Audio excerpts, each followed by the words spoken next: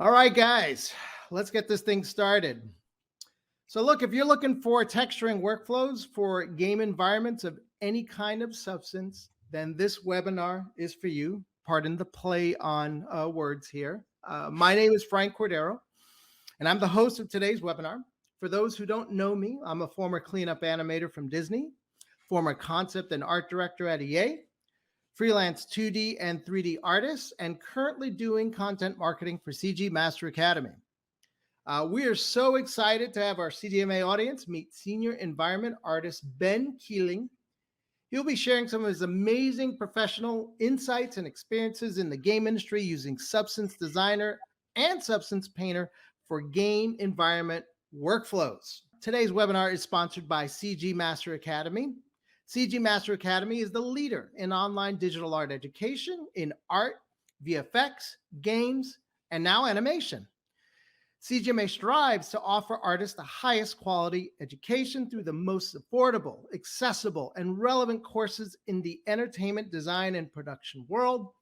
As a team founded by artists for artists, they are committed to enabling you to become a better artist by learning from the industry's best. Let me introduce you to Ben Keeling. I'm going to give him a little bit of props right now. Let me go ahead and share my screen.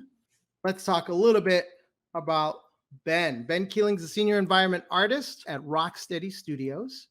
He's worked on numerous environments on various AAA productions and projects for over 8 years, on projects such as EA's Need for Speed franchise, Sony's VR Worlds with PlayStation VR, Halo Wars 2, and his work has been featured with Adobe, ArtStation, and other environment art dedicated websites. Ben, how the heck are you?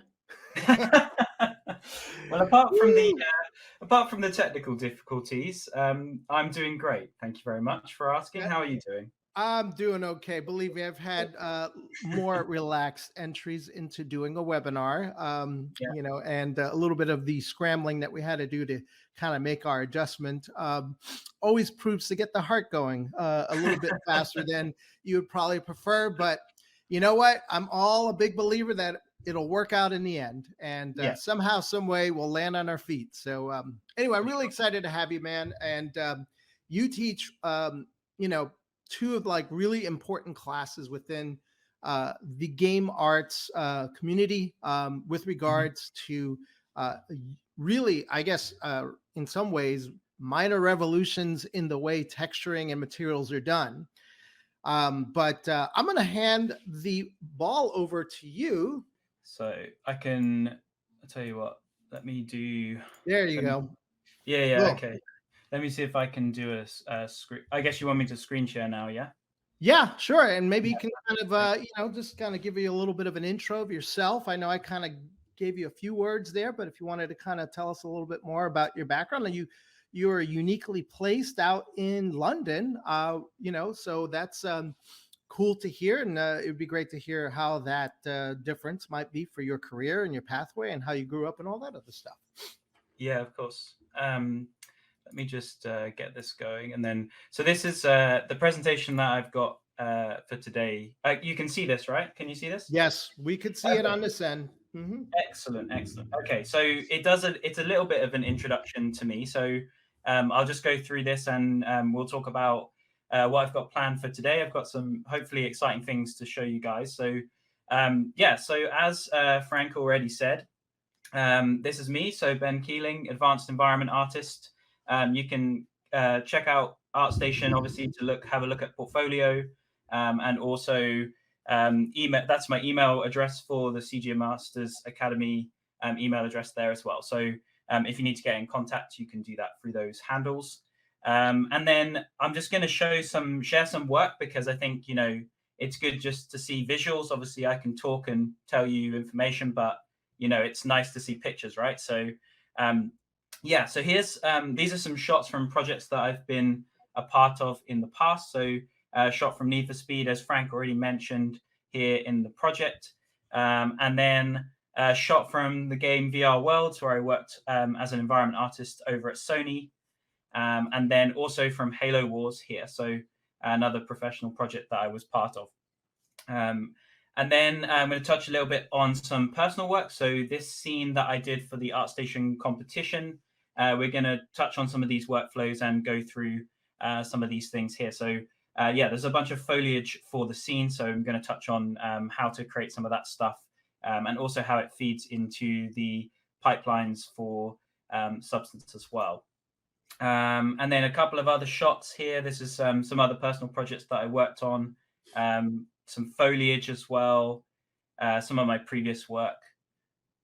So we'll just go through these. So yeah, all a couple of different personal bits that I've done as part of my ongoing portfolio. And then I wanted to also touch on why it's important to use Substance and what's great about Substance.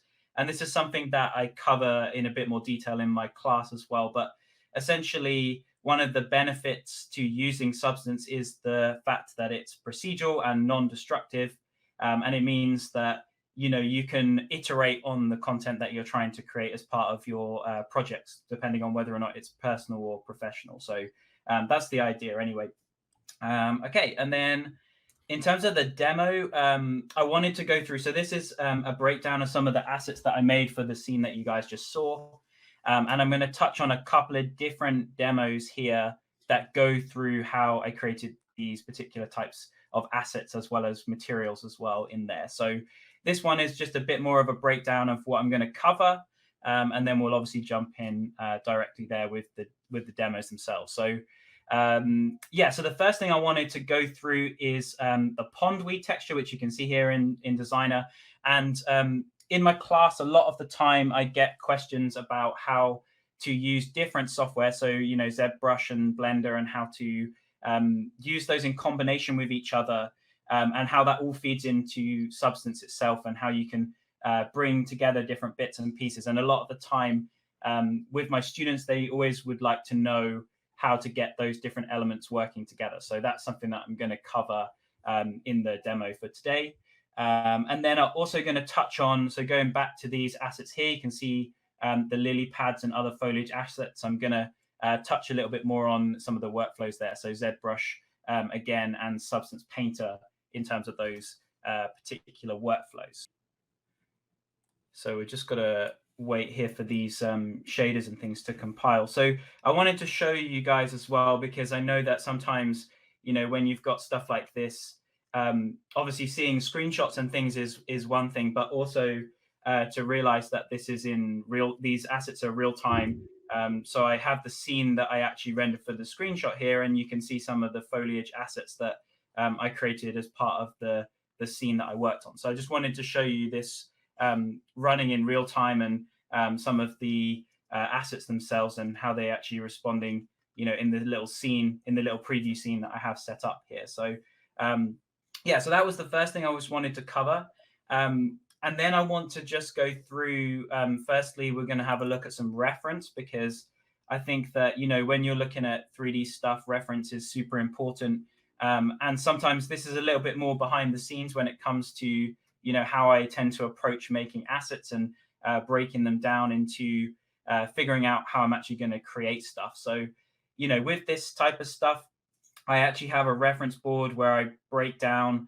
I visited in the UK, there's a place called Kew Gardens, and they have a greenhouse inside Kew Gardens. It's a very small greenhouse. You can actually see some pictures of that from in this reference board here.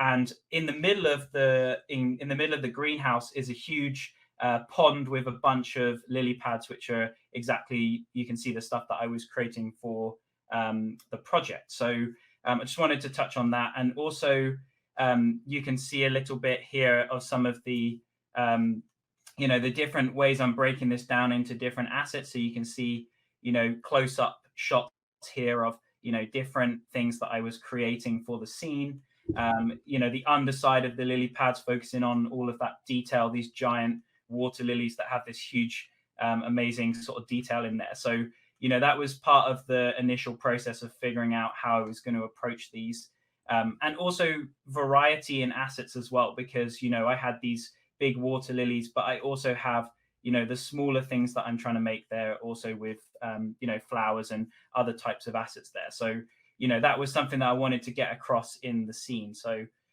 yeah, so let's that's a bit more of an overview, but I want to jump in here with the duckweed texture and everything here. So I'm going to pull this in so we can take a look inside of Blender how this first starts out and the process here for that. So we'll pull this intro scene in here. So the first thing I wanted to cover is that, it starts life, this texture that I'm going to create starts life as a very simple block out here. So what I've actually done is create some very simple little assets that I'm going to turn into the duckweed that I mentioned from the reference. So I'm focusing on this. It's almost like an algae style texture, very small, tiny little plants. And I wanted to have that texture so I could blend that into the surface of the water for the scene. And I would use that as a vertex blend material. And so in terms of the actual, how that's looking and everything, the first step is to make these small little plants. So I just did a very simple block out and everything here. And then inside of ZBrush, so we'll just open that guy up as well. We can take a look. I actually go from these versions here onto the left-hand side. So, I'm sculpting those in ZBrush and getting some detail. So we'll just open that up and take a look here at that particular element. So I'm going to pull this in. So in ZBrush, like I've got this, small block out and I bring these guys in basically. And to get to this stage, what I'm doing is taking, very simple brushes that come with ZBrush as standard. So I'm starting off with like a move brush here.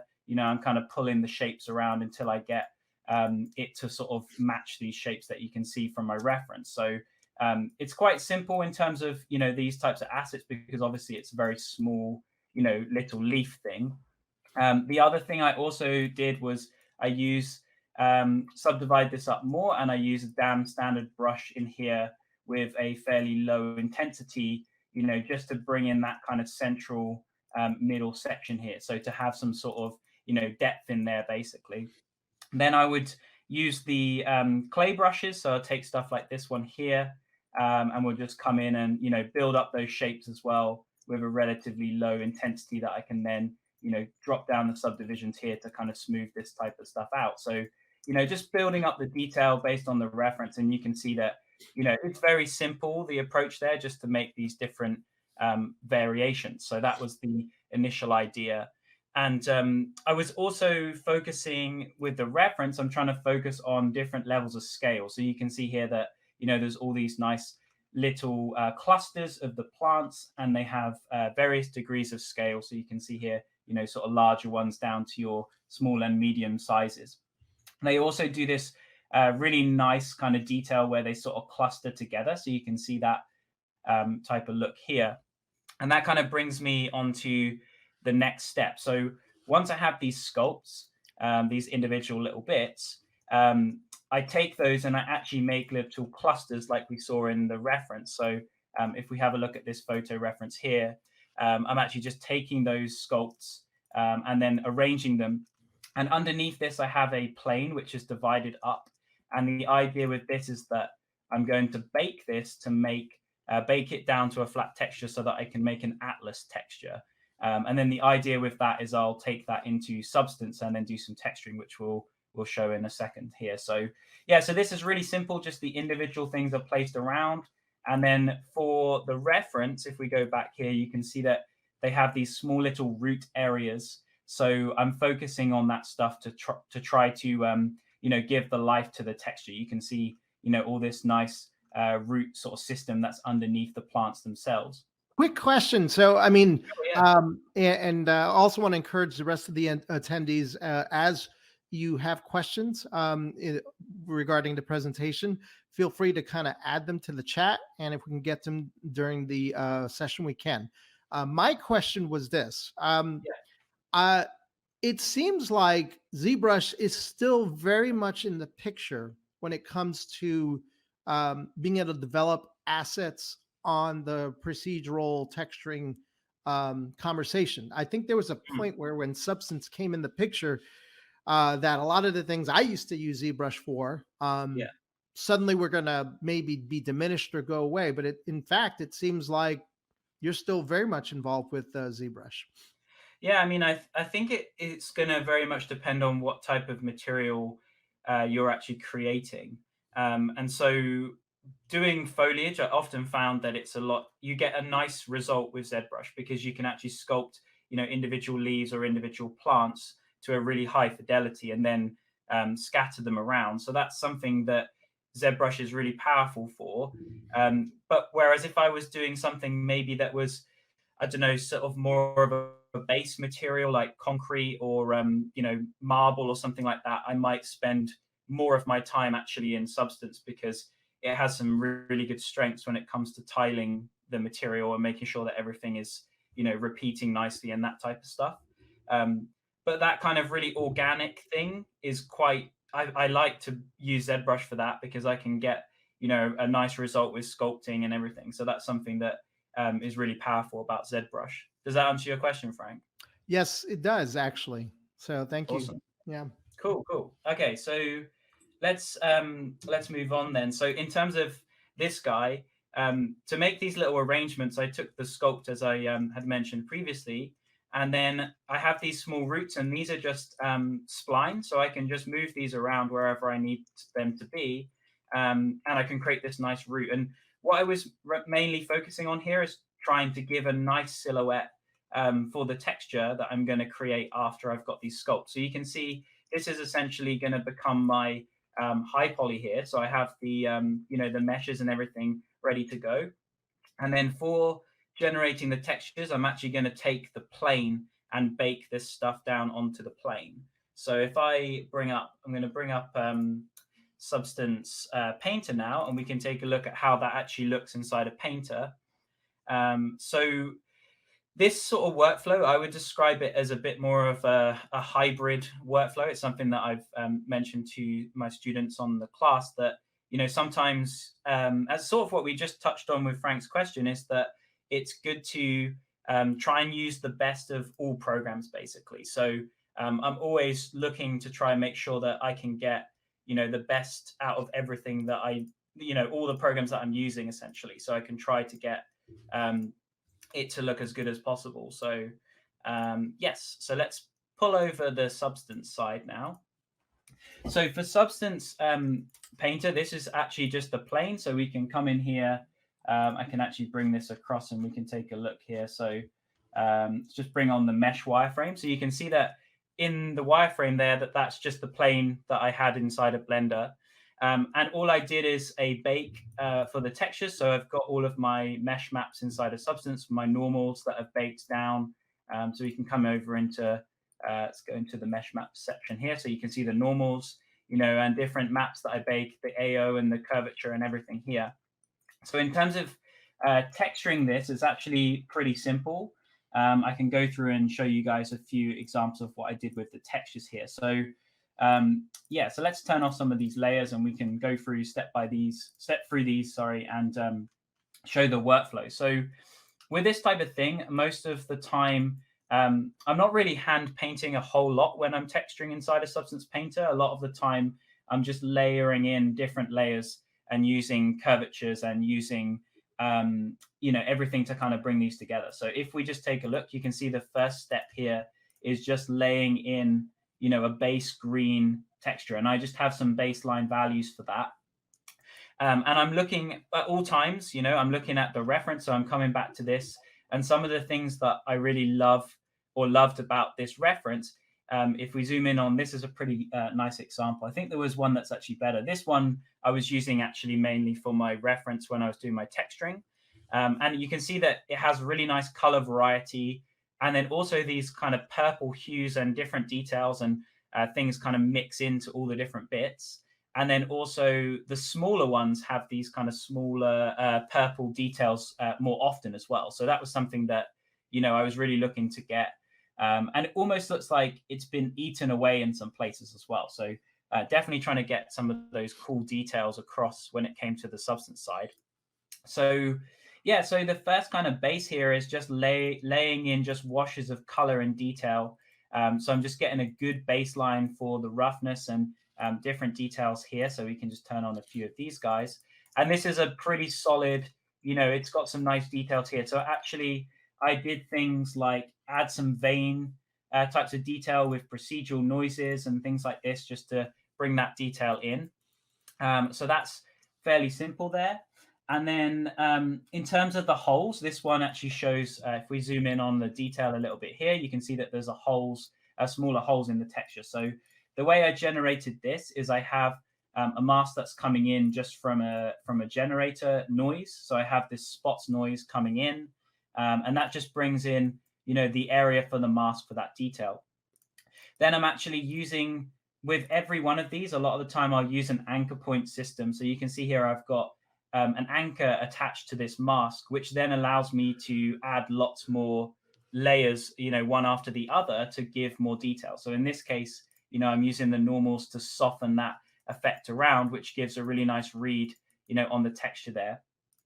And then I use that same anchor point system to fill out the detail. So here we have a soft kind of red color and then a dark brown color that fills in the hole in the recess there. So you can see it gives this really nice sort of feeling of erosion.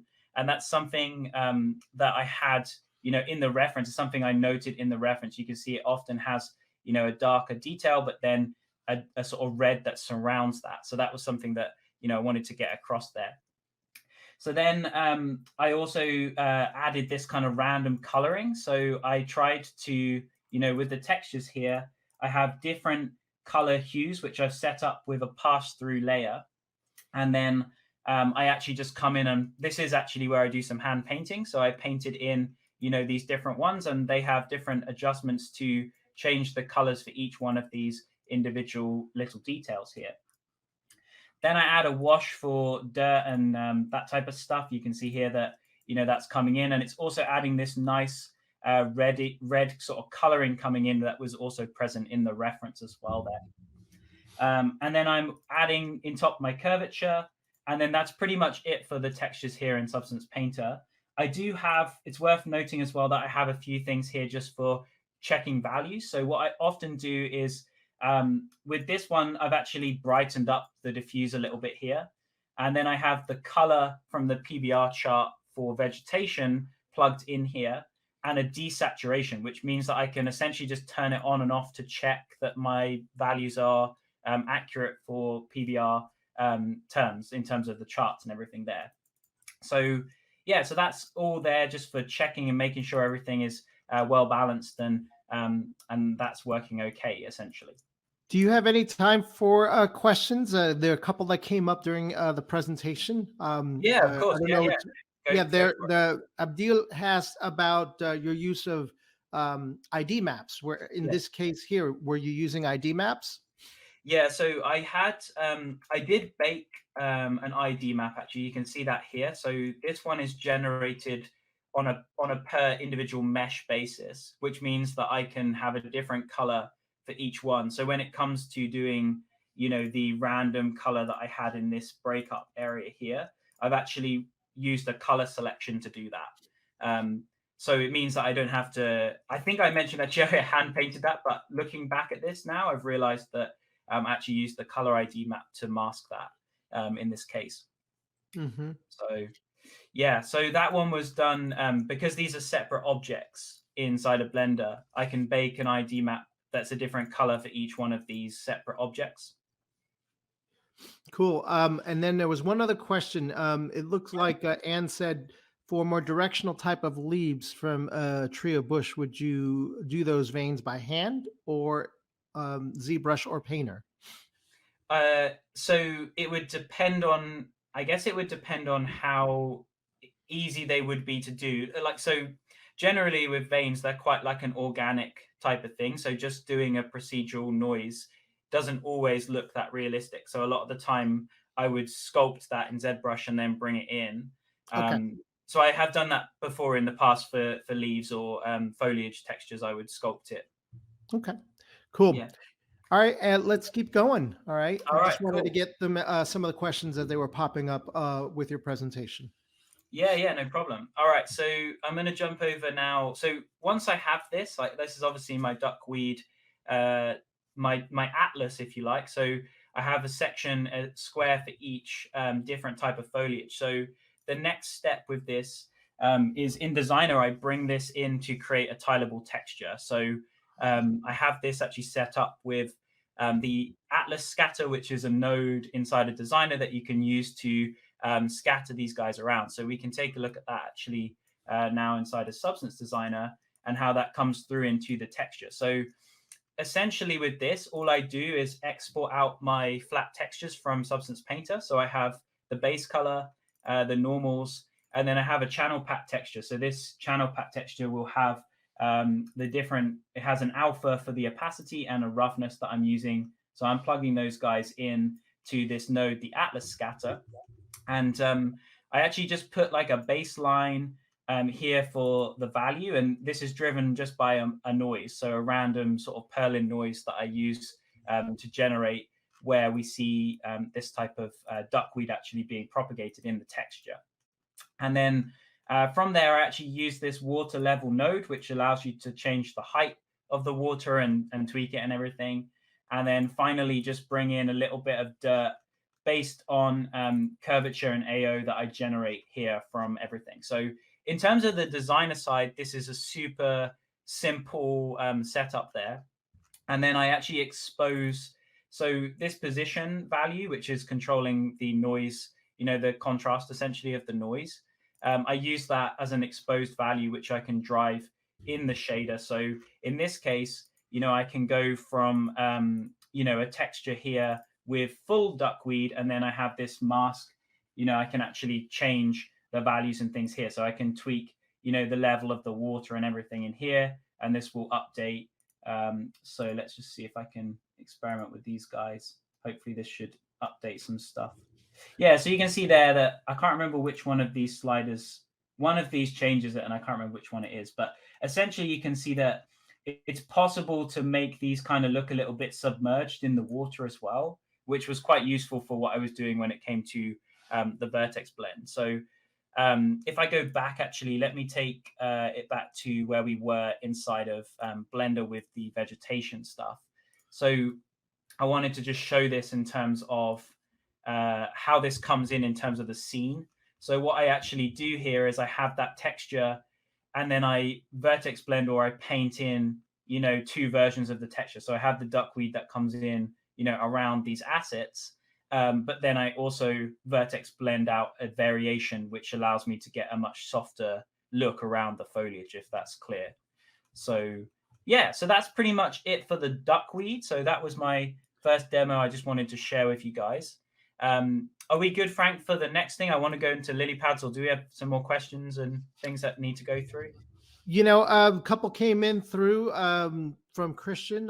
He has a question about keeping textile density in mind when creating environments. How do you determine what the textile density is for the environments you make? It's probably a little bit more involved, but maybe there's some way of thinking about it that you have a brief answer.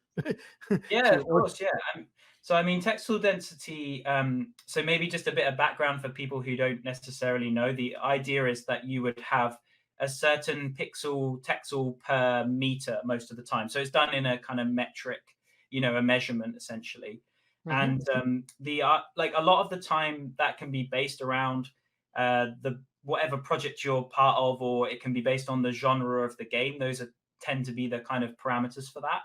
And a lot of the time, it's to ensure that there's a consistency. So you can have a low texture or low textile density as long as it's consistent. So most of the time, that's intended to mean that you don't have a really high resolution texture next to a low resolution one. And so for my scenes, I tend to work to something like 512 per meter. And that's based on documentation out there is often sort of like a third person genre type game. So, that's what I would do a lot of the time for my personal projects. I would work with, a third person template in Unreal 4 or something. So I might use, 512 per meter. And then when it comes to the actual asset side of that, there are some scripts that you can get. It doesn't matter really what 3D program that you use. You just unwrap your assets and then you'll click a button, and based on the scale, it will set the textile density for you correctly. So yeah, that's how I go about it. And just so you know, I mean, that whole issue of being able to re-output texel or texture resolution and density used to be a much bigger deal in the pre-substance, pre-painter days, correct? It was, if you didn't start at the right texture before, then you were basically forced to manufacture or constantly work at a higher resolution Oh yeah, I and see then what you come mean. down. Yeah. Yeah. Mm. Yeah, so a lot of that, what you're describing there, actually, a lot of that was because, as you said, before Substance, there wasn't really a way to kind of up-res your textures or materials like after the fact. Yeah. So what often would happen is you would work. So if you wanted, say, like a 1024 texture, instead of it being, instead of working at 1024, you would work at, say, 4K or 2K, and then res it down to 1024. And that just meant that if you ever needed the higher resolution version, you had kind of covered it. But also, it meant that you get a sharper result, because when you save it out at a lower resolution, it gave you a sharper output, essentially. Hmm. Okay, cool. Yeah. Well, I'd say let's continue along with Yeah. your presentation, but this was a good little bridge to getting a couple of pointed, relevant questions Yeah. started. Awesome. Thank you. Okay, so yeah, so the next thing I wanted to touch on was how I did a lot of the actual assets that you see here. So the lily pads and various different foliage bits that you can see here. So yes, so let me just pull up some files here. We can take a look at that stuff as well. So for the lily pads, we can actually bring in the Blender file here. So you can see, this is the actual lily pad assets themselves. And I'm going to bring the ZBrush file as well. So let me just grab that one here as also. So yes, lily pads. So this one actually, this file contains all of the assets that you see in that Blender file. So if we go back to that one that we were just looking at, so I'll just open that up again. So yeah, this guy, you can see that there's the big lily pads, and I actually have two variations for those. So I have a large scale one and then a small scale one. And then I have a couple of versions of these smaller lilies. And then I have the flowers as well. So that's pretty much all the assets. And then also they have these little seedling pieces as well. So often you'll see that in the reference. So if I pull that up, you can see this as well. I'll try and find an example of this. So yeah, so you can see here the root system for these. It has these little pods that are kind of above the ground. And then these flower, so you can see, the flowers shoot out of those, and then the actual roots that connect up to the system. So I really wanted to get that feeling across of this interconnected kind of web, because that's super cool from a visual perspective. So I definitely wanted to get that feeling across in the scene. So it's trying to sort of place these individual water lilies and then also, connect them all up with the root system and everything. So it was a really fun little technical challenge to get that working really nicely. So yeah, so back over inside of ZBrush here, the setup for this is super simple. All I did here is I have these assets, and I did the same thing as we mentioned in the previous demo here. So I have, the blockouts, and I bring the blockouts in, and then I have these the individual sculpts. So this will become the high poly meshes for this particular asset. So for the water lilies, to sculpt these, what I actually did was I used symmetry. So I have like a local symmetry turned on for this. So you can see as I kind of move around it and mouse over it, it's working pretty well here for the symmetry. And what I did was in ZBrush, there's an option here on the top that says see-through, and you can slide this to get a transparency in ZBrush. So I could basically position my lily kind of over the top of my photo reference and then sort of trace over roughly where the pattern for that was going to be. So that was my workflow in terms of, generating this nice sort of organic veins, which is actually, that was kind of what we touched on before, Frank, with the question, with veins on the on the leaves, right? Yes. So yeah, so this is an example of where I would have done that, which is cool. Yeah, so that's just done with the damn standard brush. So I just used that to kind of sculpt stuff out. And again, I used the clay brush because the clay is really nice for sort of building up these like soft kind of forms.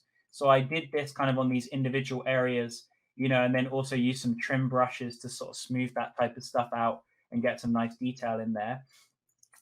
For these guys, it's kind of a similar story to what I did with the duckweed. I sort of pulled stuff around with the move brushes, used the damn standard brush, and then, yeah, sculpted the forms up and the volume up with some of the clay brushes just to build that type of stuff up.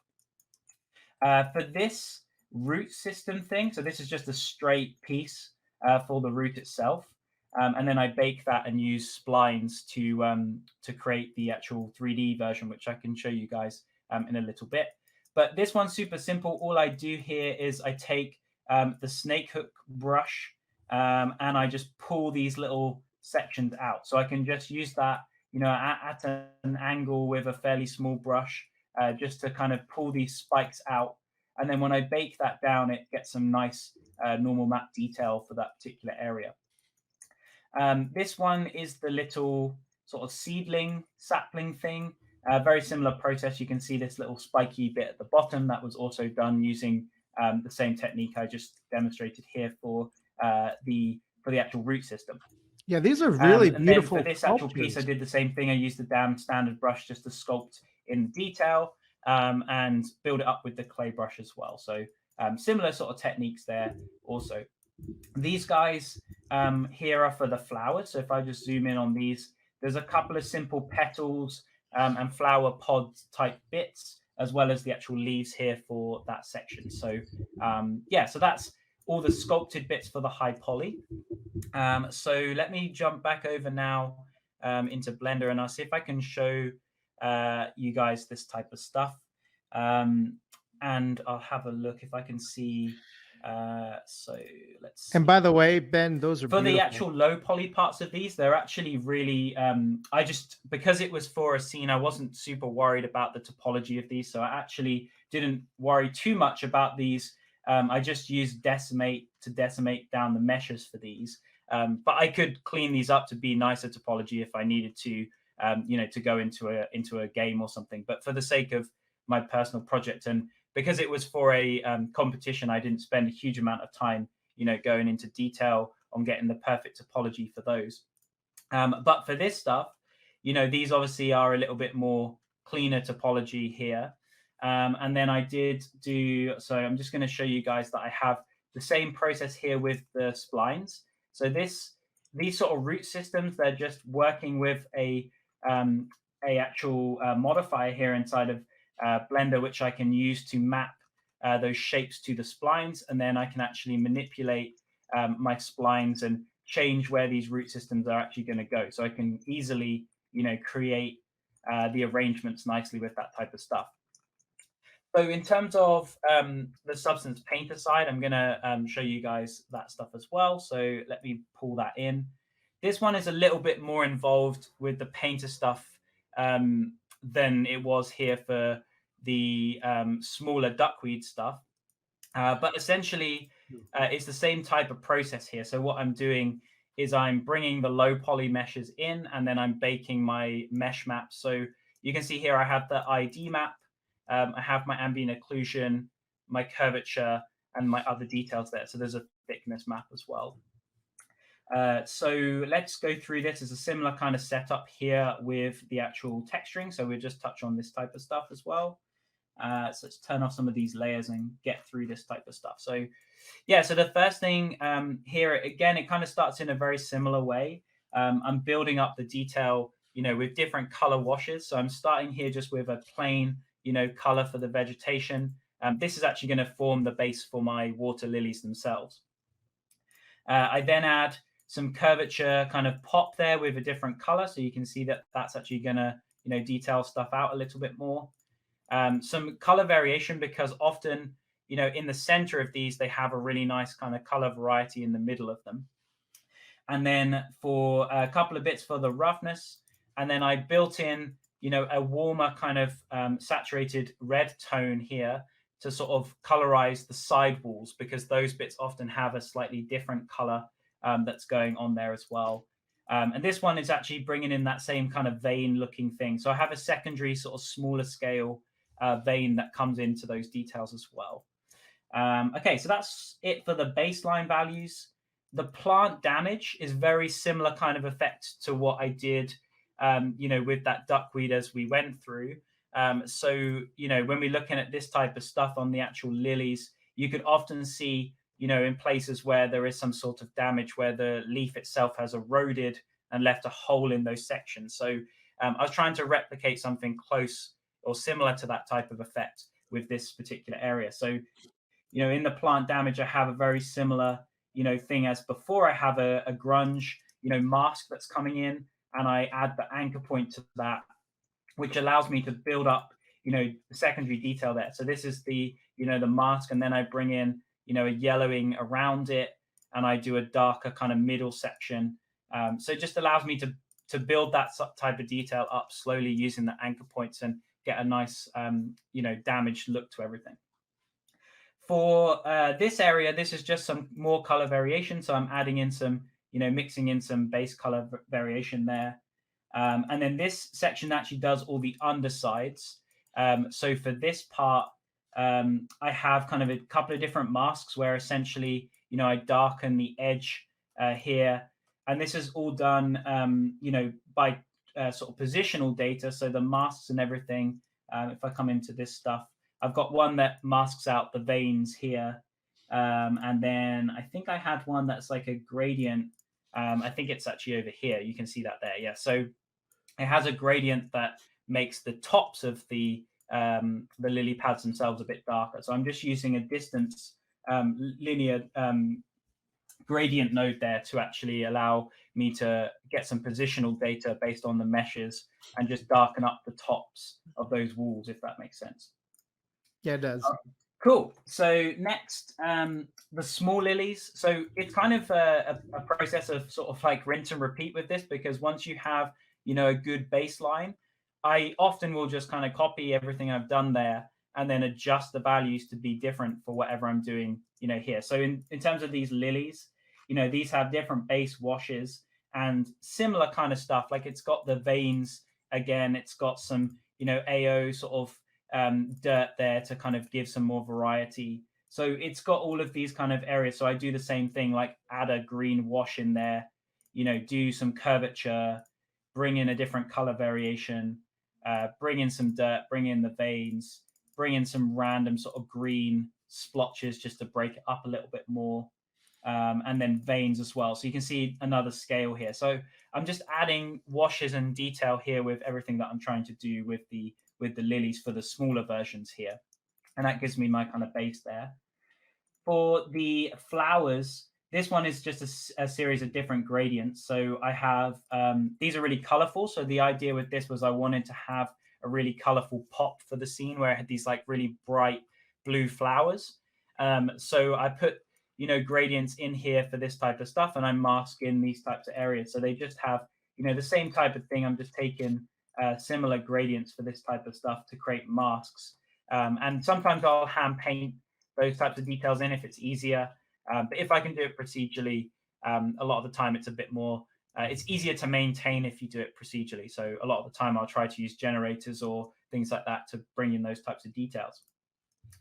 So for the stems themselves, this one is actually for the flowers. So this one is just a really simple, you know, tube. It doesn't have any normal information. It's literally just a plain tube.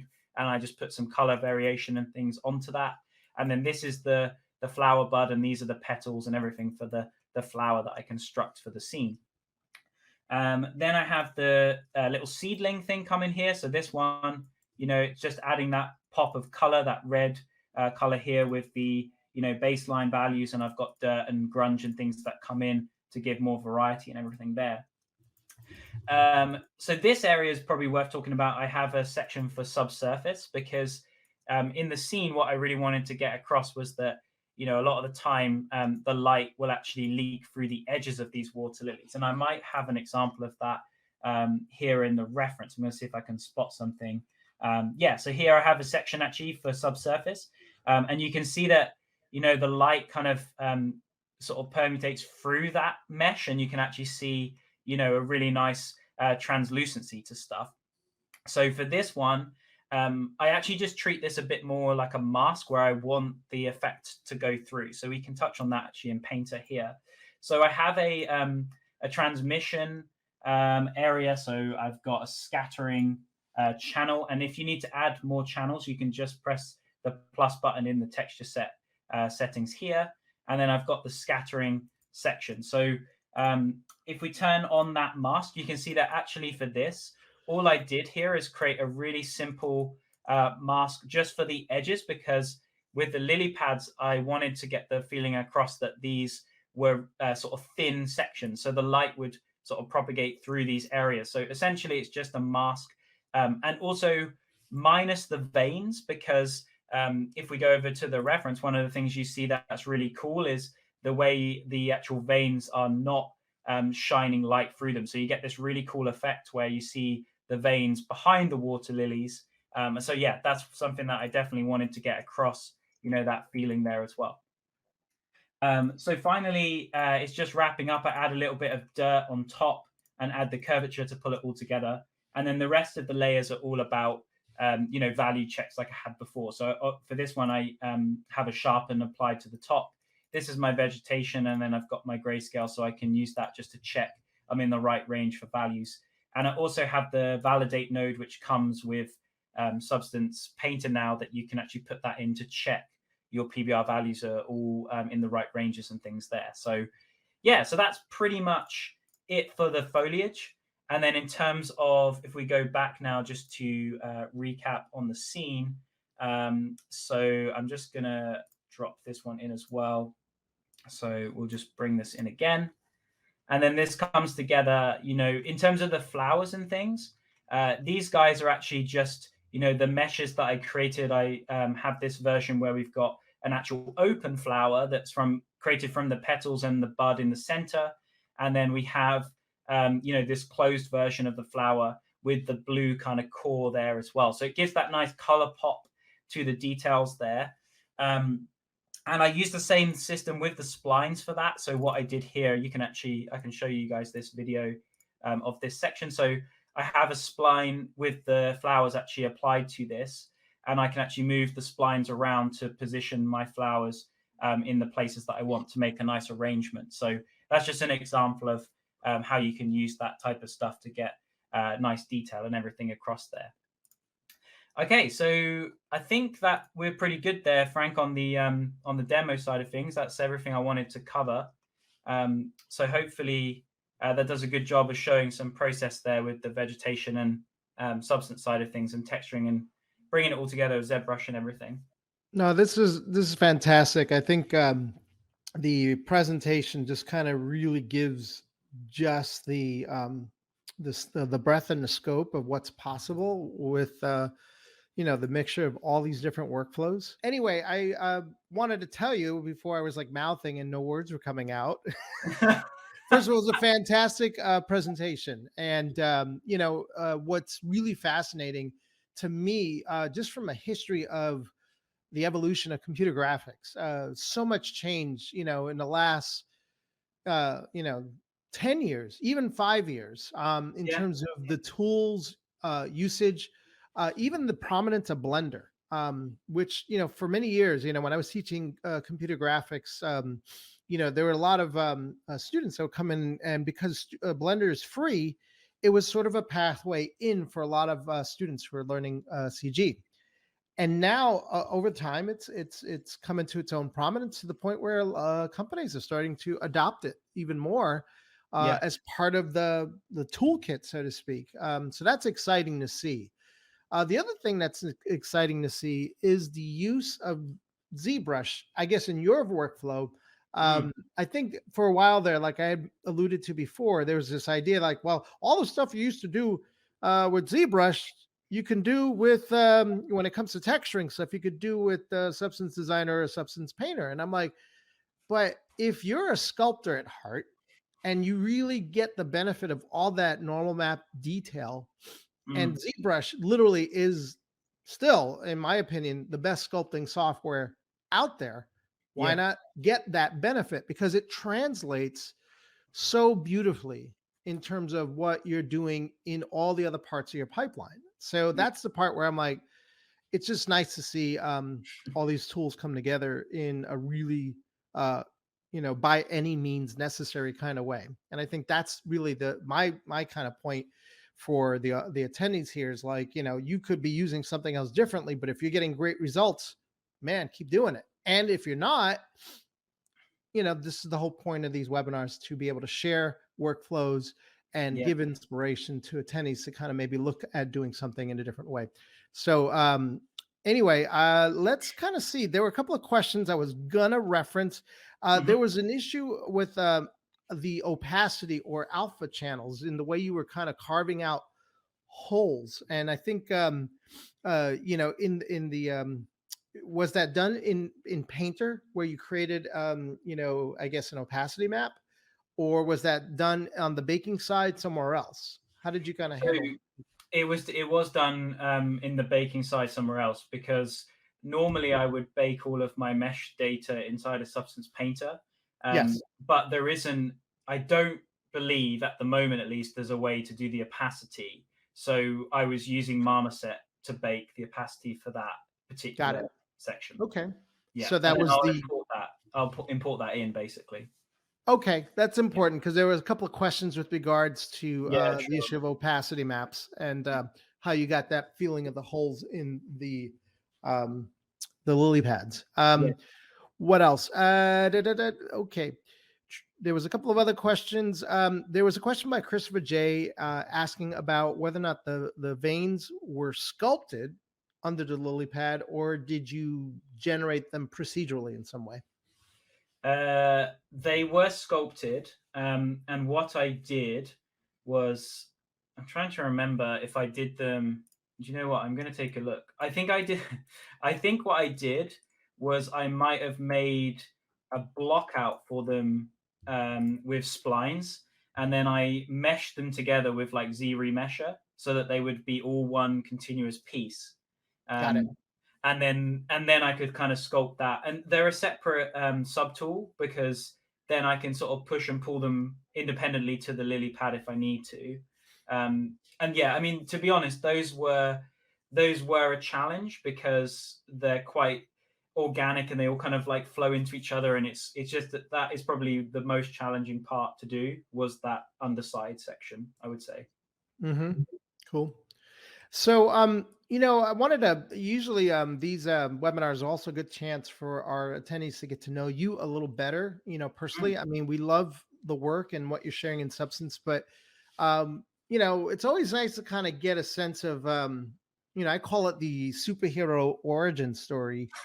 Everyone's got one, and of course Yeah. at CGMA we kind of look at our instructors as our version of superheroes, because we do believe that it's one thing to know something, it's another thing to know something and then share it with other Mm. people and build other people up in the process. And I think when you can sort of bring along people with you on the ride when it comes to improving artistic ability, I think that is Mm. quite the feat. And I guess what I wanted to ask you is, you live in London right now, and first of all, did you grow up there, or did you come from anywhere else?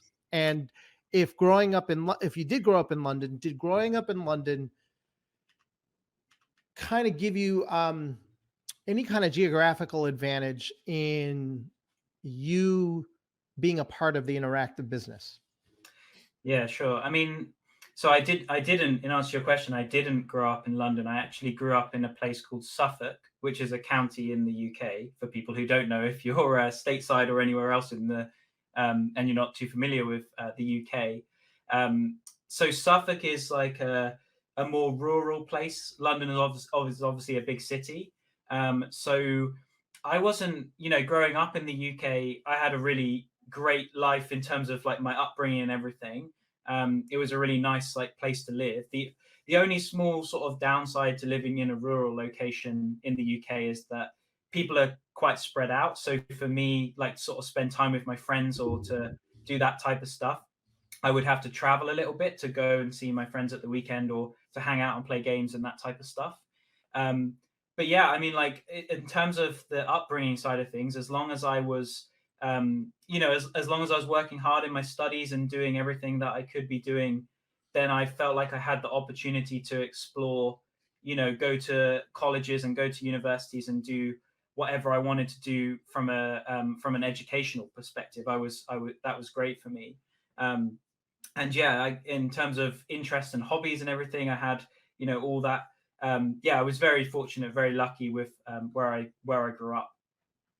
Did you have clear support from your family? I think I'm always curious to see, the birth of an artist, because it varies. Some people, have an artistic mother Mm. or an artistic father. Some people have neither and grow up, with two accountants or, Yeah, yeah. lawyers or doctors. And, it's always interesting to kind of hear that dynamic. And were they supportive of your career choice, or, was it the kind of thing that they needed to be a little more educated on your career path? Because not every parent or household understands maybe Mm. being an artist in games. Yeah, no, absolutely. I mean, no, I was very lucky. My parents, they never really wanted me to take a particular path when it comes to my career. I know that some people can often feel that they're being pushed in a certain direction by their parents when they're younger and everything. But my parents were they were very good in the sense that they really encouraged me to do something that I enjoyed and that I was good at. Those were kind of like the main areas. And it so happens that for me, that was just a creative thing. So I did really well in my creative studies. So that, art and sort of, making stuff like woodworking, these types of things, that was where my passions really lied, where I was sort of like, really enjoyed what I was doing. And then I would also subsequently get the best grades in those subjects. But um, my parents themselves are not, my mum isn't super sort of artistic or creative. My dad is a little bit more so. And when I was growing up, he would do sort of things like we would paint in my bedroom. We would paint like a mural on the wall or something like that for my bedroom if I wanted to do something creative. And also when I was a kid, he would make like these amazing cakes, and he would sort of like create these crazy decorations for like my birthdays and things like that. So the art kind of influence was definitely there, but it didn't transpire into their own careers, if that's clear. Okay. No, that's great. That's good to hear. Um, when you grow, I guess when you were growing up, did you discover that you had a love for games, or did you have a love for game art? Some people are game players first and Yeah. then figure out, hey, you can make a living in this. Some people are artists and don't get to games till later and they realize, holy smokes, interactive is pretty damn cool. Where do you live on that curve?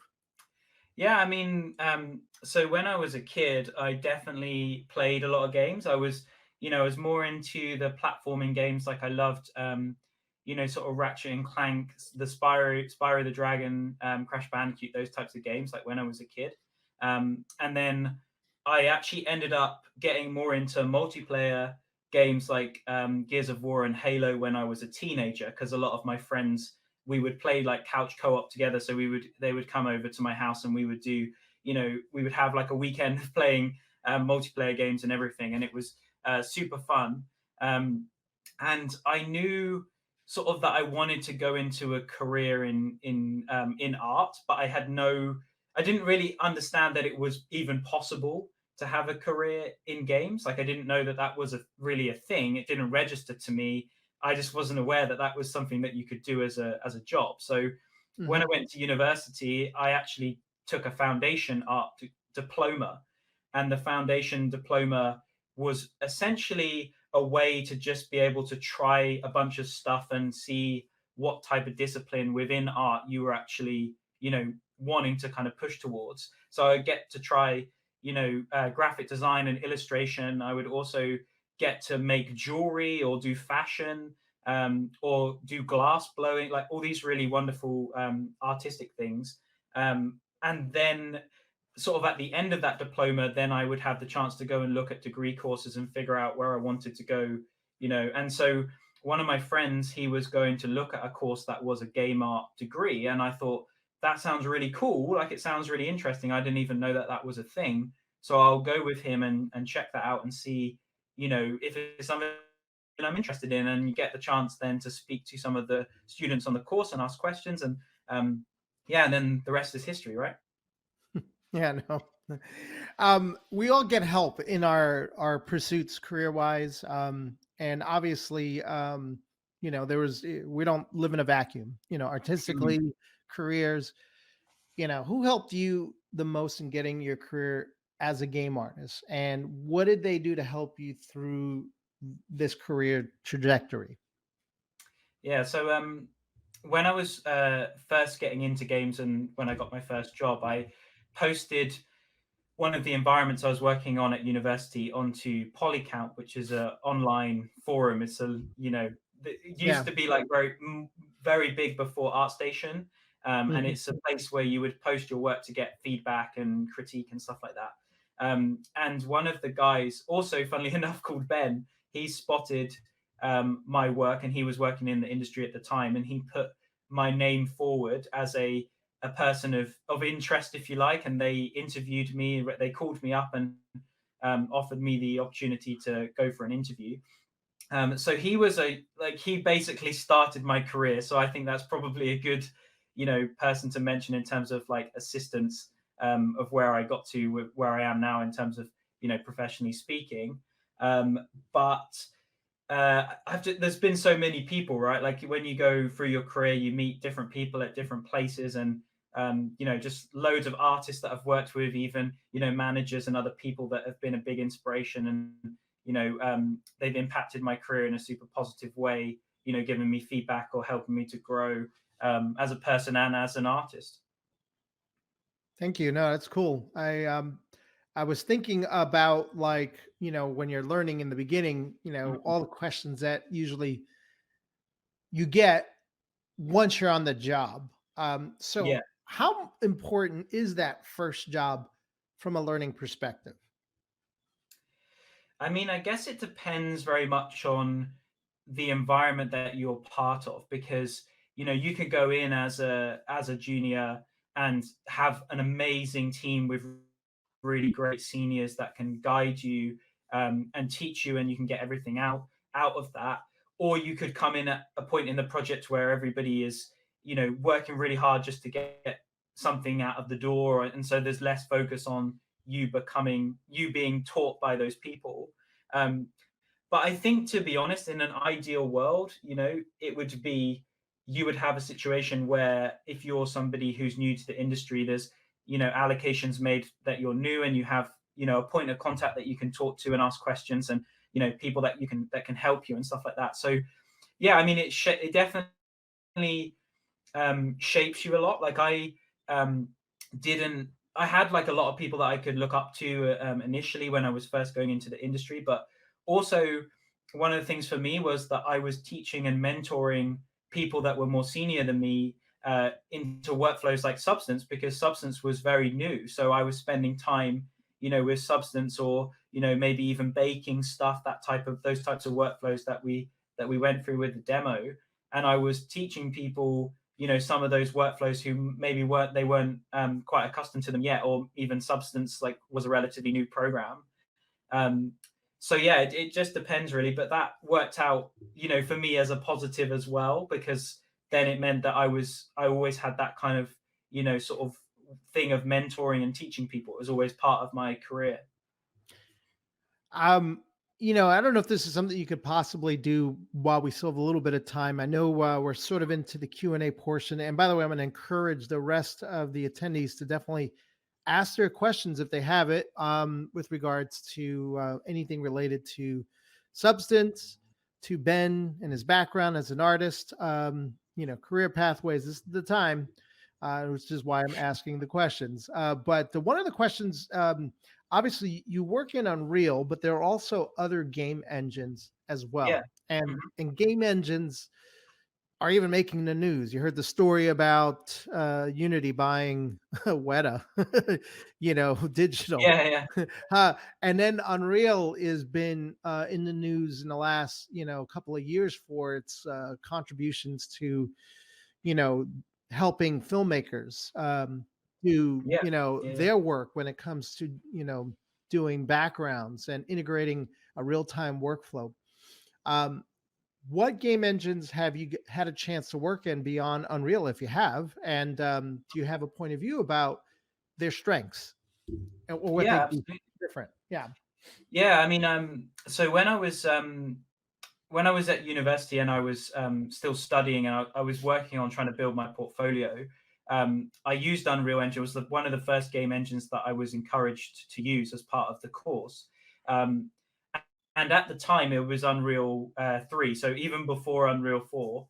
And one of the things with Unreal 3 was that it was all baked lighting. So you would do everything, Mm, you'd have a second light I map remember. channel. Hmm. Yeah, and it's like nowadays, obviously, that feels like kind of old school now compared to obviously what It we have is. now. Yeah, but so I actually during that period, CryEngine was another one of the very popular engines. So at the time, I actually switched to using CryEngine, and I switched to it because it had a time of day system, and it also had a voxel-based GI system. Mhm. So that whole system allowed for real-time lighting, and the sort of downside, I guess, to or like the difference, or to Unreal, was that the shader side of things was a lot less involved than it was in Unreal. So you would sort of just plug and play like you might do if you were setting up a shader in 3ds Max or something, or Yeah. Maya. So you would plug in your textures, and that was most of the control you had. There were some bespoke shader solutions that you could obviously choose from, like Foliage or whatever. But it didn't have the shader graph that you can use in Unreal, where you could generate your own shaders. Um, but it was really cool because you could get to the result very quick, because you could put stuff in and it would look great, and then you change the time of day and everything was real time. And it would just, the lighting would be all lovely. And yeah, whereas Unreal at the time, for me at least, was a lot more, you got a lot more control, but you had to spend a bit longer to kind of get to the same output, if you like. So that's why I had to look into CryEngine, because I could get to a result a lot quicker. Um, so yeah, but no, I mean, they're both amazing game engines, and I loved using both of them for their various strengths and differences. There was a question about whether or not we were going to take a little bit more of a look at substance, but I'm going to modify this question a little bit because that's so broad. Uh, Obviously, substance, both designer and painter, they have different strengths. But when they Mm, came onto the scene, they kind of it was sort of a paradigm shift in a way for texturing. In yeah. terms of the tool sets, the approach, the PBR workflow. What was the aha moment for you that you could point to when you were either in Painter or Mm, in Designer that said, "Man, this is going to change things." Kind of like the way ZBrush really kind of put modeling yeah. and sculpting on and turned it on its end. I mean, what was that for you? And is there anything you could show us just briefly? Like, what was that? Holy smokes, that's the button or the switch or the work, something about it that just kind of your eyes is like, Yeah, oh my yeah. God, we're in the dark ages up until now. You know what it was? It was so in my very first job, there was a moment where they showed Substance Painter for the first time, and I remember it being shown as like a, this was kind of like mind blowing to me at the time, because I was doing my textures, like hand painting stuff in Photoshop, and I was making, these huge Photoshop PSD documents where I would, like, have layers all stacked up, and I would work on the diffuse, and then I would go and make another texture that would be the normals, and I would, Hmm. so I would have several Photoshop things and everything. And at the time, in my first job, all of my friends, they were making Star Wars based, like, personal projects. And so I did Sebulba Pod Racer, which is on my ArtStation actually. Um, And I remember they showed a demo where they were using like the particle brushes, and Yep. it was to do sort of like, burn marks or something like this. And I was like, that is perfect for my project that I'm working on, because I wanted to have this pod racer, and the feeling of, streaks and movement to the model and to the asset and everything. And so I remember seeing that demo and having the feeling that that was really going to change the way that we did texturing, and that was sort of the first glimpse at that. And I got access, I think, to the beta or something like an more early release of it, so I could have a play around with it and try texturing and everything. And at the time it was really early, because there wasn't even a menu to like load your mesh. It was really very, very early days. So yeah, I mean, it's changed a huge amount since then, but that was kind of like the light bulb moment, if you like, of this is really going to change stuff.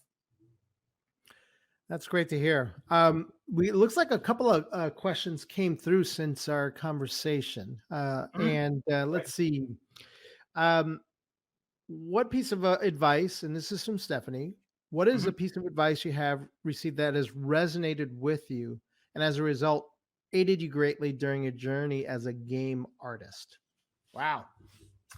Yeah, that's good. That's a good question. I have to think about that. I mean, that's tough, because I have so many pieces of advice. Um, One of my really close friends, he gave me, I guess it's more like feedback and things like that. Um, when we look at kind of like models, and we're kind of giving feedback and this type of stuff. And I remember he gave me a piece of advice, which was that it was something along the lines of like, make sure that every edge isn't straight. And it was a really very simple, just like a kind of throwaway statement, if you like. But it was in relation to a project that I was working on, where I was doing the big tree cutter, that's on my portfolio. I think I showed in the presentation slides.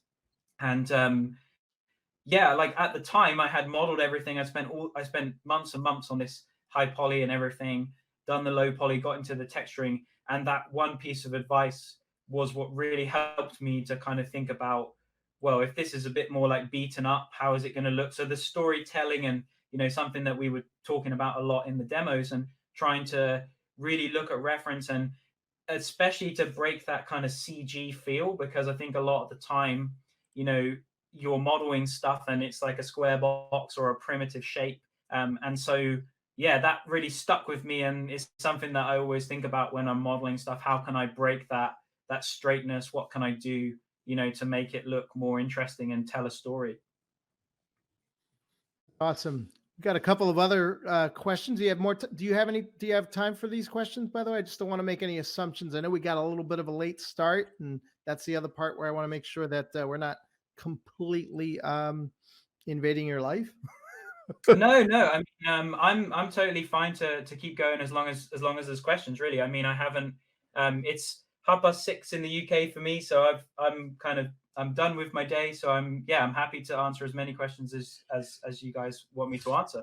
This is a question from Artem, and actually, Hmm, in the advent of some of the, I guess, developments in the early developments of Unreal 5, yeah, which is it's looking like it's proving to be a major shift in workflows for games, in yeah. terms of usage of larger poly counts and the like.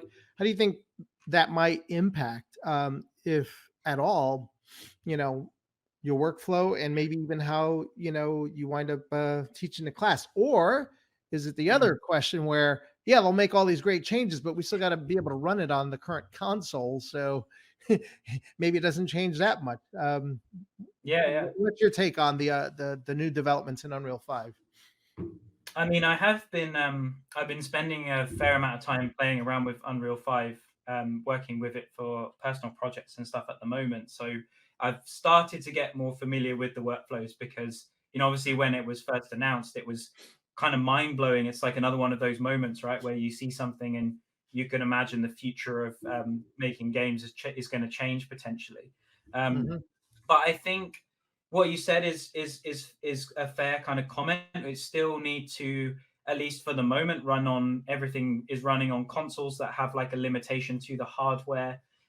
So, I think it seems to me like it could, and it's purely speculation. So I mean, I don't know what the future holds, but it feels like it can be a big part of the pipeline, because we're sort of used to this sort of normal pipeline at the moment, at least for games, where we go through our high poly creation and we bake it to a low detailed mesh that is going to be appropriate to run in the game, and then we texture using Substance Painter. But it could well be that in the future, some of those steps are not necessary, because we can just bring the high poly, straight into Unreal, and it's going to work perfectly fine, and everything's going to be great. I still feel like it's too early to say, because a lot of the stuff I've tried already, it's been difficult, with the performance. Like at the moment, Unreal's still very early. It's not kind of like a finished, or Unreal 5, I should say. It's still very early, so it's hard to say what it looks like when the engine is finished, because we're still kind of in like a sort of it's like a beta at the moment. It's not a finished kind of product. So, but everything looks amazing. Like bringing stuff in is the first time you bring a sculpt into Unreal 5, it feels really weird, because it's sort of like everything's telling you instinctively you shouldn't be doing this, and you should be kind of bringing in an optimized version, and it feels kind of odd, but it's also so cool at the same time. So I guess I'm more interested. I'm actually less interested in bringing in the high poly. I'm more interested to see how it affects substance, actually, because I'm interested to know, if you've got this really high density mesh, how are you going to do the texturing? And if you don't have the mesh maps, maybe we'll need to texture in a slightly different way, or there'll be a workflow shift there in terms of, how we get the data to actually do sort of the generators and this type of stuff. I'd be really interested to see how it impacts that stuff. Yeah, I can imagine, especially Yeah. when these programs are designed to help optimize the way we use procedural patterns and textures in ways just to make up for the um, lack of an ability to have a lot of polygons, or lack of an ability. You all. I mean, that I think for me, the beauty of games was there was always these sort of sleight of hand tricks that you would do to get people to kind of Yeah. look at things that were looked more expensive than Yeah. they really were to build or make, at least when it arrived in game. And that was part of the wonder for me in game art. But Yeah. now it's I just like, yeah, let's chug some of those polys in because we actually like them, and so you do think about the domino effect in how that might impact, like will we have to use UV anymore? Yeah, I mean, I think that it's interesting, because that puts a shift onto the artist to be. To me, that makes it feel like your kind of fundamental artistic abilities, like, how well can you sculpt, and these types of like core skills. It puts more of a kind of, focus on that stuff, rather than like your technical ability, because you can just bring the sculpt in, and you don't have to worry about like normal maps and good baking techniques and this type of stuff. Um, so there's a bit more of a shift there, but similar to what you said, like I really love that kind of technical side of things, and trying to sort of think about clever ways to do stuff to make it look better than it is. Like that's sort of like, the way that you plan and problem solve. That's one of the things that I really love about the game art sort of space. I wanted to pitch or at least pivot to the class itself Yeah, sure. and what students could potentially expect in your class in terms of your style of teaching Mhm. and what they could hope to do to move the needle on improving their skill sets. Yeah, sure. I mean, so just as kind of like an overview for the class, um, basically what I end up doing is I cover, similar to what we showed in the demos and stuff. I cover both designer and painter in a lot of detail, and I do that with the sort of bracket of environment art, because that's my sort of expertise and what I specialize in. So I try to teach, the substance, but in relation to environment art and for my experience for games. So that's the general kind of idea, and I teach how to create materials, how to texture assets in both Designer and inside of Painter. And then I also show how to present stuff and bring it all together for portfolio and everything at the end as well. So yeah, that's at least for the fundamental class. And for the advanced one, we touch on a few more topics, like we go through vertex blending, Unreal shaders a bit more in detail, and how that kind of relates to the vertex blend and everything. So yeah, we touch on a few more difficult things that are part of the kind of overall pipeline. But yeah, in general, if you're somebody who's like a beginner, you can still take the class, because a lot of the time it starts kind of like from the very basics, and then we kind of work up into our material. So, you know, like the first week, we're just learning kind of the interface and doing these types of things. But also, if you're somebody who knows a bit about Substance already, then you're going to benefit from sort of, you know, the thought process and the thinking behind stuff, as well as, you know, the workflow ideas and those types of topics. And then to touch on what you asked about, you know, my kind of teaching style, most of the time what I do is I obviously I review people's work as they give me the assignment. So every week they hand in an assignment based on the lectures and based on what I've said. And then for the Q&A session, we're a little bit more organic, because I like to kind of cover what people have done during the week, and if people have run into any issues and things like this. And the CGMA actually gave me some really awesome advice about how to structure those sessions so that everybody kind of gets the idea of what you're covering, and how to give sort of takeaways for the week and this type of stuff.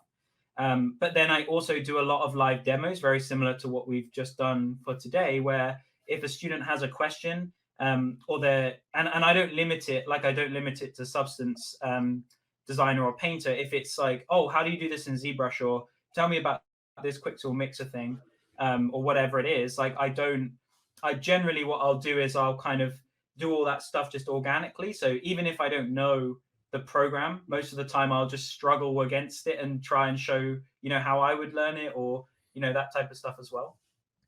Okay. And there's a little bit of that being sort of a pioneer in your own learning, so to speak, when it comes to Yeah. embracing a little bit of uncomfortableness with new software. It is sort of part and parcel of the game. Rebecca Yeah. P had a technical question about Mhm. Unreal, and it's a little Sure. specific. I don't know if it's something you'd be willing to entertain. She is interested in setting up a shader for foliage, and she said there's a lot of different options with regards to setting up, you know, stuff with the shader for foliage. And then she follows up with Yeah. choosing the shading model settings, subsurface profile, two-sided Yeah. foliage. I don't know if that's like too involved, but I don't know if No, the I way mean, to it's fine. potentially It's make a recommendation here. Yeah, no, I mean, it's stuff I've done actually. The example that I showed in the deck earlier with the tree, that was actually a foliage shader that I created for Unreal. So I guess the best thing I can advise is that the Unreal docs have an amazing, like, just generally Unreal docs is really good. So if you struggle with anything, it's a great place to look. But they detail kind of each one of those shaders and what each one does. And I think the subsurface ones and the profile, those are for normal subsurface and then for skin. And actually, there might be a specific skin only shader. I can't remember, but there's those are kind of like more for your skin stuff. And then, or if you just have like general subsurface, you know, like maybe on a flag or something like that. Mhm. And then the two-sided foliage, the last time I looked at the documentation, it said that that was kind of the shading model that you would want to use if you're doing doing foliage. And the reason is because it has some optimizations in the shading model, and also I believe it makes it almost as cheap to use the two-sided function as if you had actually got the like two planes kind of sat on top of each other. So it was intended to be a sort of well optimized solution, if you like. Um, and then in terms of like just setting up the shader, another good thing that you can also do is the Unreal Marketplace has some really great like packs, like asset packs and things like that. Some are free, some are paid. You can get those guys and then maybe check out some examples shaders and try and work your way through that. As well as there's obviously tutorials and things that I would use to kind of go down that route. Most of my kind of learning on the shader side of things is just stuff that I've learned across my career, really. So a lot of it's sort of things that I picked up from other artists, or talked about in studios I've worked in, or that type of stuff. But yeah, so that would be kind of where I would go with it. If that, hopefully that answers that question. I think so. At least it gives a direction to start investigating Yeah, in. for sure. We have a couple of more questions I wanted to try to throw in before we end it off. James Yeah, sure. P was asking with regards to just the sort of trajectory and angle of attack when it comes to study. Whether or Yeah, not he should become more of a specialist in roles such as lighting, props, material, etc., or do you think it's a good yeah. idea to choose to be an all-arounder? So I guess it's basically the conversation between specialist and And generalist. all-arounder or generalist. Yeah, And I sure. guess Yeah, there's I'm with you. strengths to either, but I think that's situational. But I want to hear your take on it. Yeah, absolutely. I mean, for me, what's worked really well in my career is I kind of picked a specialism sort of role and pathway, and textures and materials is something that has helped me a lot in that kind of trajectory from a career perspective. When I was at university, I was taught that kind of difference between the generalist and specialist was more around the kind of project or the studio that you would be working for. So generally, it used to be the case, at least when games were made in the past, like in kind of PS2, and like a lot of people were more generalist. And then over time, and as the industry's grown and developed, there's much more of this kind of specialist role. And that's definitely something that you see, I would suggest, more in treble A, because you start to see these kind of positions cropping up, like texture artist or prop artist at different studios. So you can get onto ArtStation in the jobs section, or LinkedIn, or any of these places that list the jobs, and have a look at those roles, and they have the definition of what that type of thing is, which is really helpful if you want to know exactly what you're intended to do in that kind of specialist role.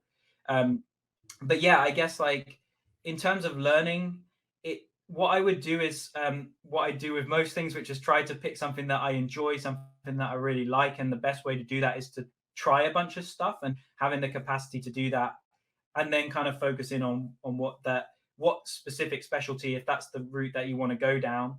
And especially for treble A, that's going to be more likely, versus maybe if you're doing a smaller studio or an indie company, you may see more of a generalist, like, artist role, where you're doing a few more different things overall. So yeah, I don't know. Does that kind of answer the question enough? I'm not sure if I should touch a bit more on the on more of the learning side of that or I not. was going to jump in and just add to it myself Yeah, because it's just even from a personal standpoint, I've been on the side where being a generalist is helpful, and then I've been on the yeah, side sure. where being a generalist can be hurtful depending on the situation work wise. I Yeah, also yeah, think for me, the learning strategy definitely should be what I call I don't think it's just one thing specialized. I think it's more like, okay, there's texturing, but it goes on models. So yes, usually doing something related to models and texturings, that makes sense. If you're going to yeah, go into animation, knowing a little something about rigging might be useful. Even though yes, you could definitely spend a lifetime becoming a really good animator. yeah, sure. There's it is the burden really of the artists to kind of figure out where they live in the realm of what they love to do, Mm, and what they're have an affinity for and what they're good at. And it does take some time to figure that stuff out in the beginning.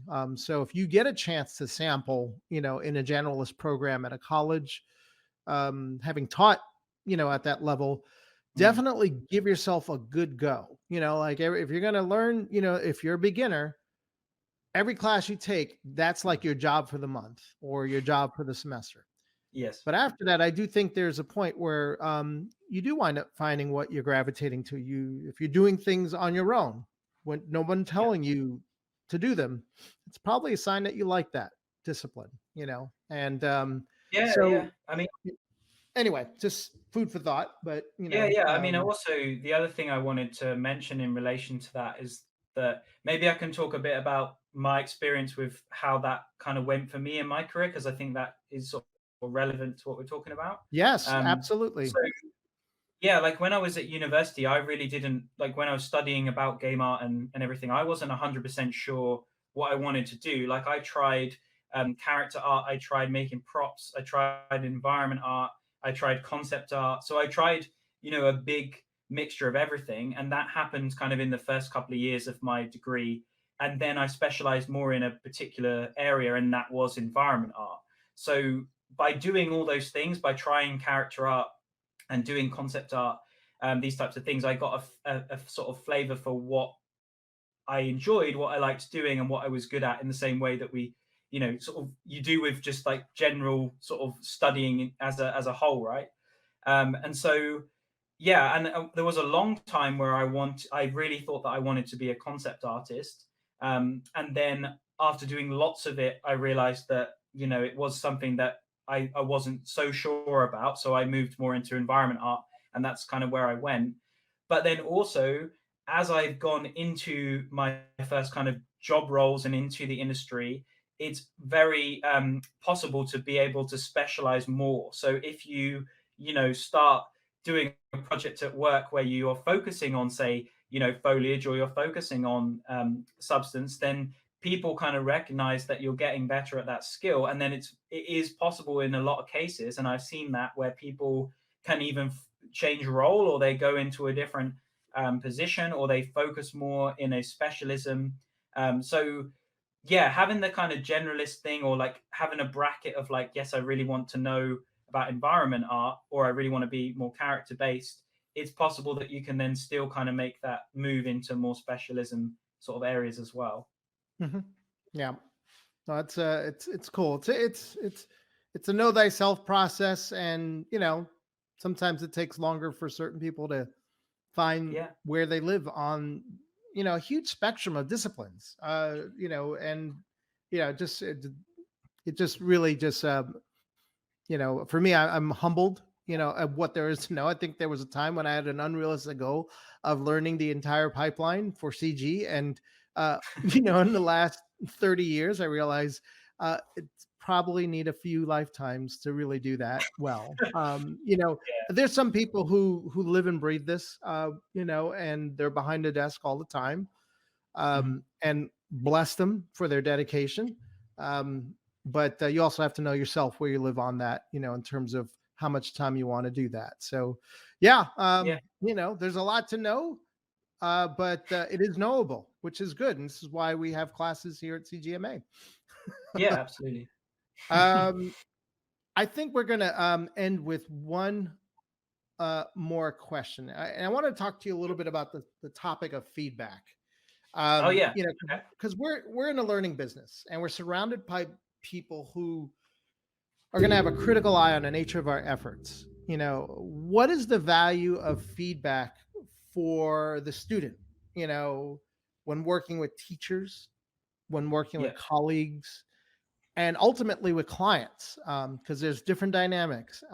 Maybe you can speak to the different types of feedback that you personally handled in your life and career, because sometimes, when other people are involved, what you think is beautiful, maybe not so much. Yeah, no, absolutely, absolutely, yeah. I mean, yeah, I mean, the thing is with feedback and critique and stuff, it's a really big topic. Like you could almost talk about this kind of question for a whole webinar, right? Like there's so much to cover on that particular topic. And I would say that it's a journey and it's a skill, just like a lot of artistic things are in the industry. Learning how to get better at modeling, being good at taking on feedback, and learning how to work with feedback and critique is a skill in its own right. Like it's definitely something that you have to practice and you have to work on, like everything else.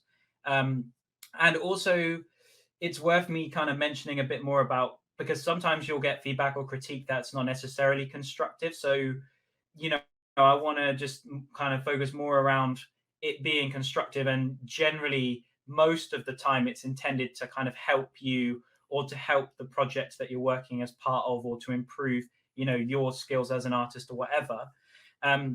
So yeah, from a professional level, that's kind of, where I would sit on it.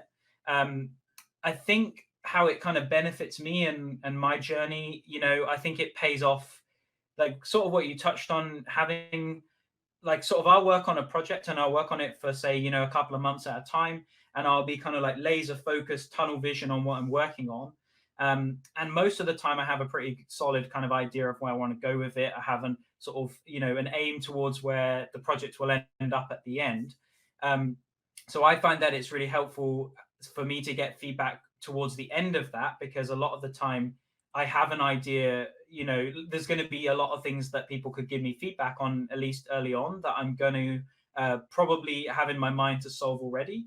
But if you've been working for a long time, it's great to have like a fresh set of eyes or a new perspective on stuff. And, I almost use it as like a way of polishing my work at the end, and having people with different life experience, different culture, different views on stuff.